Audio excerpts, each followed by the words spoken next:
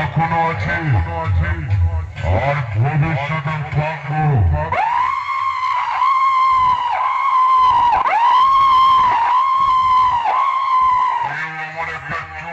সোজা করতে পারেনি আর পারবেও না। আমি হলাম নদিয়া নিমতলা বাজারে এম খান ফিরাউন। লোকে আমায় বলে সাউন্ড জগতে বেসের বাপ। তাই বলছি আমার সঙ্গে চ্যালেঞ্জ করিস না, সোজা দেওয়ালে ছবি হয়ে যাবি। এই গোটা এলাকায় আমায় সবাই চেনে রে, কারণ আমি হলাম নদিয়া নিমতলা বাজারে এম খান সাউন্ড।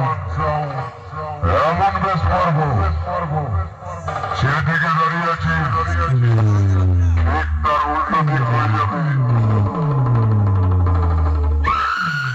আরেকটি দূর থেকে কুত্তার মতন ঘুরঘুর করছে, আরেকটু সামনে হয়, এমন বেশ পারবো বক্স দিয়ে আগুন বেরোবে, চোখের কাছে যাবে, ছ্যাঁকা লেগে যাবে।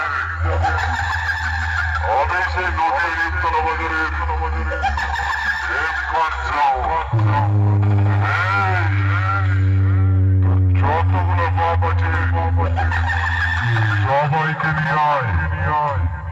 একটা কথা মাথায় রাখবি, টাইগার জঙ্গলে একাই শিকার করে, আর কুত্তার বাচ্চারা দল বেঁধে আসে।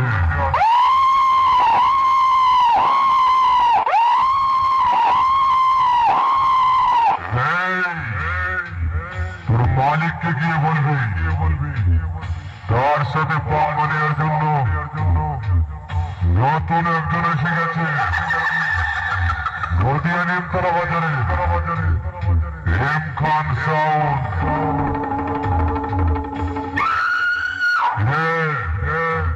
নাম শুনে তোর গলাটা